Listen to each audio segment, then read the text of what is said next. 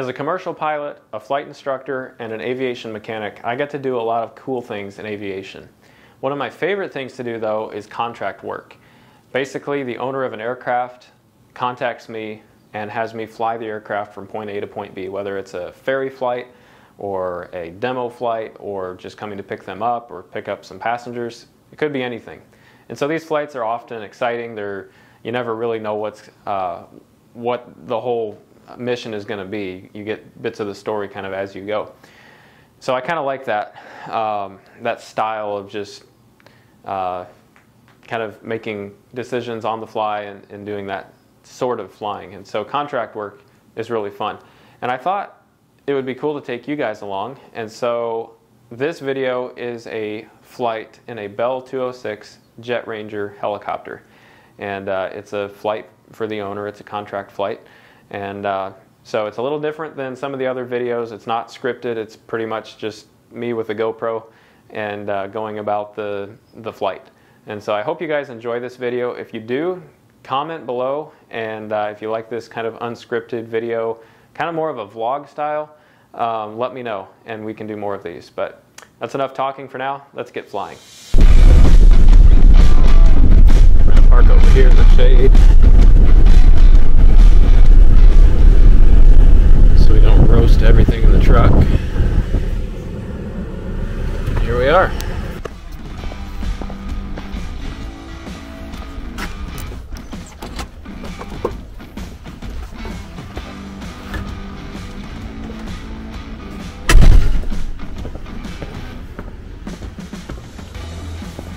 Alright, here is the helicopter. And I'm just going to throw my bag back here. In the back. We got the doors off today because it's about 110 degrees outside is what it feels like. And in a helicopter that gets really, really hot. So we like to fly with the doors off. Okay, so let's talk about a pre-flight. So at first, kind of what we're looking for is just anything really obvious. We're going to just walk around the helicopter. So we can check the hydraulics. Up in here, there's a couple bolts that should be loose and a couple that should be tight.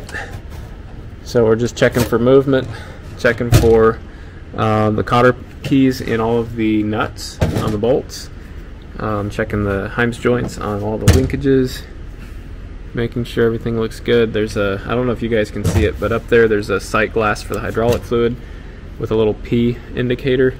And that is at the top. And we can check our main transmission fluid. It's going to be awkward to get the camera in there for you guys, but you can see the sight glass there. And it is just above the middle of the sight glass, which is where we want it. It's hard to do this with one hand. I'm trying to hold the camera and do this at the same time. Just looking for any leaks.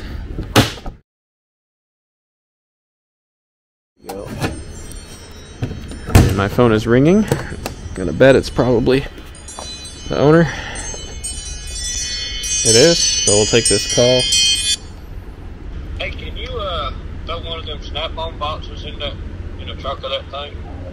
Bring it up here. Yeah, I can do that. That'd be awesome. No problem. Alright, appreciate it. Yes, sir. Bye. Bye. Okay, like I said, every one of these jobs is a little bit different, so let me show you what he's talking about here. Okay, so here's the toolbox he was talking about. It weighs about 120 pounds. And so let's see if we can put it back here. So it's telling us that the maximum allowable weight, show you guys here, it says 250 pounds. Maximum allowable weight per square foot is 86 pounds. That's a lot. We're definitely spread out more than 86 pounds a square foot. Anyway, so we've got 250 pounds that we can put back here. This weighs 124 pounds.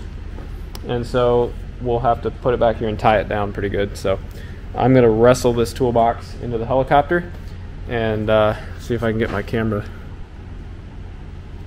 to cooperate. Toolbox loaded. You know, we're going to have to put We're probably gonna have to put a counterweight up here because I'm light enough that I actually need a ballast anyway to fly this without weight back here. So now that I'm thinking about this, let's take that toolbox out of the back, and what we're going to do is put it back here on the seats. Because just right now as I'm talking to you guys, you know, just with nothing back here in full fuel, if I'm in the front, my cyclic is all the way forward almost, just trying to keep forward motion because it's so much weight in the back. You know, it's kind of running out of forward cyclic. So I'm afraid if I put 125 pounds in the back here, it's not going to be good. The tail's going to go down. It's just going to be not real fun. So you guys get to watch me muscle this thing out of here again, and we're going to put it in the back seat this time.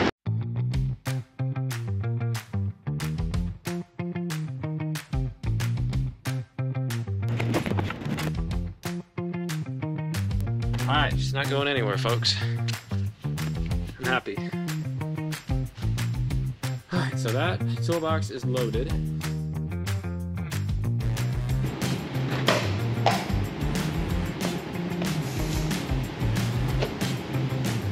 Spray a little bit on, let it soak. Go to the other side, spray a little bit on. Let it soak in.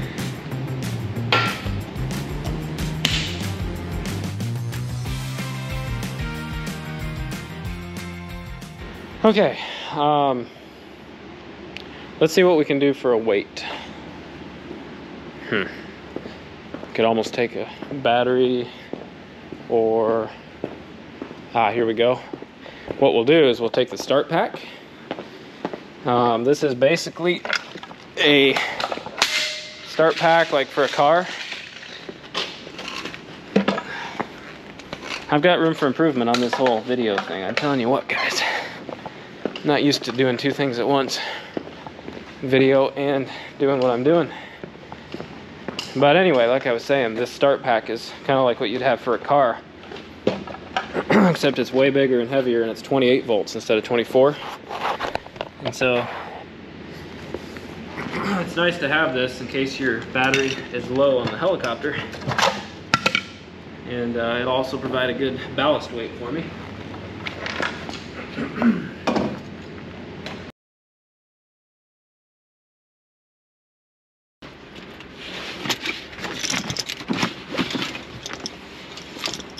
I've got his headset in here, which is good. He's going to need that. And then show you guys what I use. I use the Flying Eyes sunglasses right now, and they've been working pretty good. They are kind of coming apart on me though. The finish is wearing off. It's like 3 days after I bought it, it started coming off. So not super impressed with that, but they do work and they're very light. So I do like them for that reason. This is the Garmin InReach Mini 2. This basically is just a GPS tracker. So my wife can keep up with where I'm at and track the flight. And if anything happened, it's a subscription service so that I could hit a SOS button. And then they could find my location based off of the tracker. So it's a handy little safety device. And then the Bose A30 headset comes in clutch whenever you've got a loud helicopter with the doors off. Really makes the ride a lot more comfortable. It's got Bluetooth so you can listen to the music or whatever else you want to listen to. Take phone calls, it's super handy. What else? I've got my backup radio. Always keep that with me.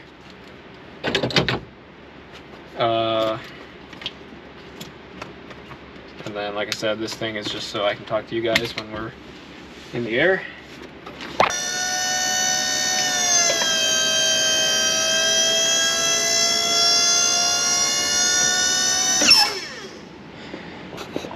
And open the door.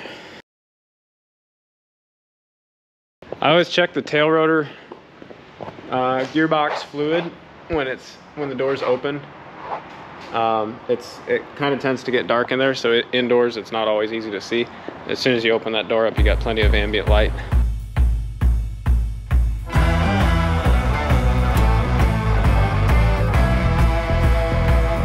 Okay, mental checklist. We've got our headset, we've got the tracker, we've got fuel to go, and I need to get my water bottle out of the truck. I knew I was forgetting something. So we're gonna lock up the hangar. We got everything in here. And grab the water bottle real quick. I'm basically just pulling the fuel hose out, and then we're gonna fill it up.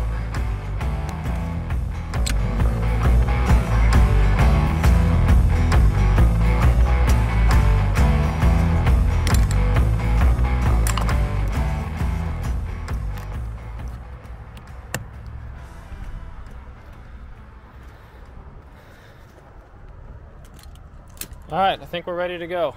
One quick walk around, just kind of looking at it. Looks good. We are topped off with plenty of fuel. All the fluid levels look good, and we are ready to go.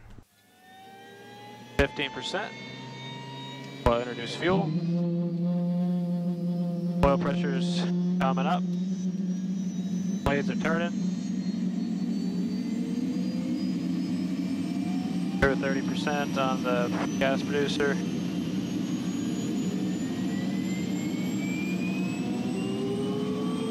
We're at 30 seconds on the starter. Coming through 50. Looking for 58, and there it is. Good, cool start.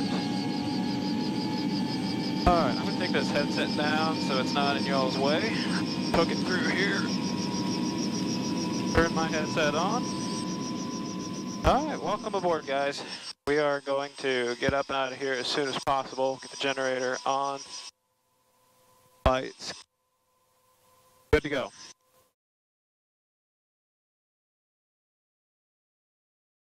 Okay, lights are out. Everything is in the green. Temperatures, pressures look good. We got plenty of fuel. The double tack is in the green, and we are out of here. Clear right, clear left.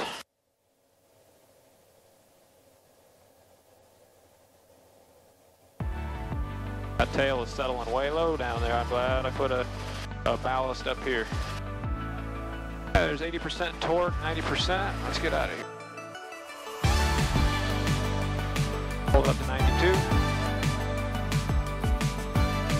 You can see a pretty black, ugly storm over there. We're going to get out of here as fast as we can.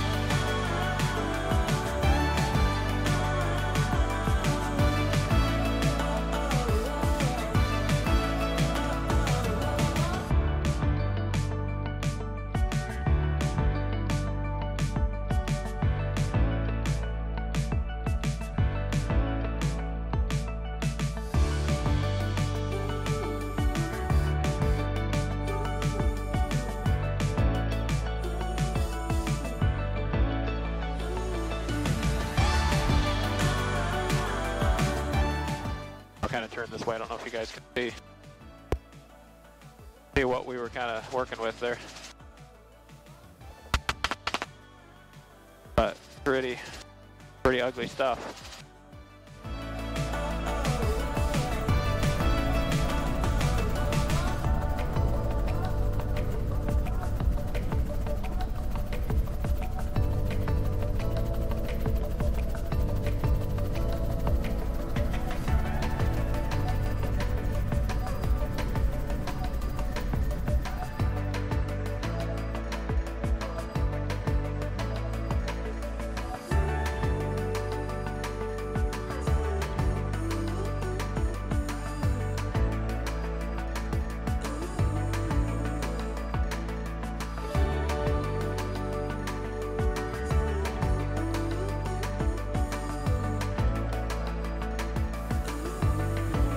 Okay, I'm back. So the battery died on the GoPro, and so I just dropped down here in the field, change it out. That's the beauty of the helicopter. I just wanted you guys to kind of see the process of flying into the airport, so didn't want to miss out on that because of a dead battery. Okay, here we go.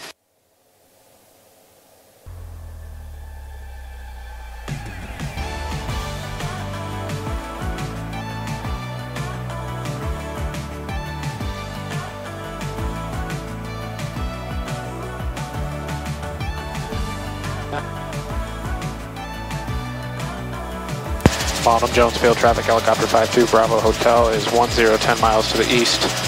1,000 feet inbound, direct to the ramp, Bonham Field. And Bonham, Jones Field, traffic helicopter 52 Bravo Hotel is 5 miles to the east now. And we'll look for the traffic when we get closer. We'll be direct to the ramp. We'll be staying on the east side of the runway at all times, Bonham Field. Alright, so we're going to just start slowing down. I've got the airport right there in sight.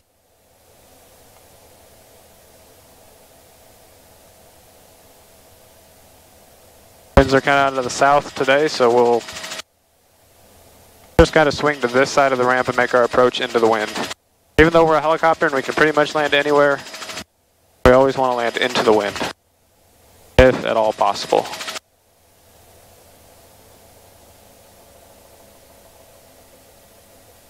Okay, we're clear of towers, clear of power lines. I see them all right there. Then we'll be in the airport environment, but never assume that just because you're on the airport there's no power lines. I've seen wires strung across taxiways before, which is disturbing.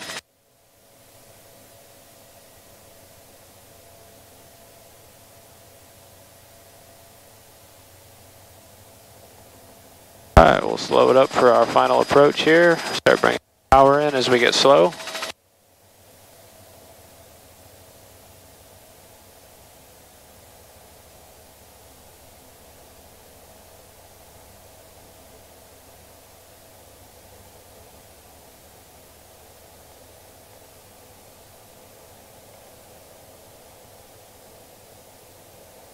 Looks like our fuel tank is going to be the one kind of back behind there, so we'll try to get up as close as we can safely. He's got the hose out, so he may just want to hot fuel. We'll see what he's wanting to do.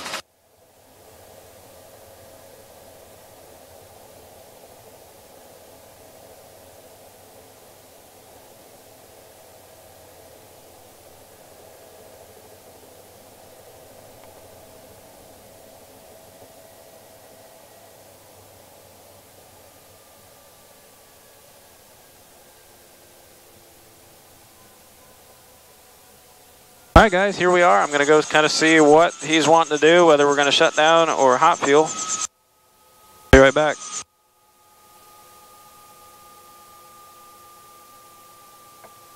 How's it going? Thanks for coming.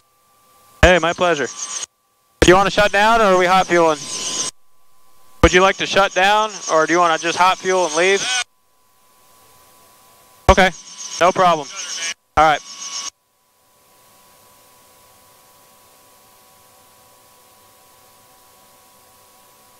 Alright, so kind of like what I thought, we're going to be getting tools out and there's people here, so we're going to kind of shut it down and we'll do a quick turnaround.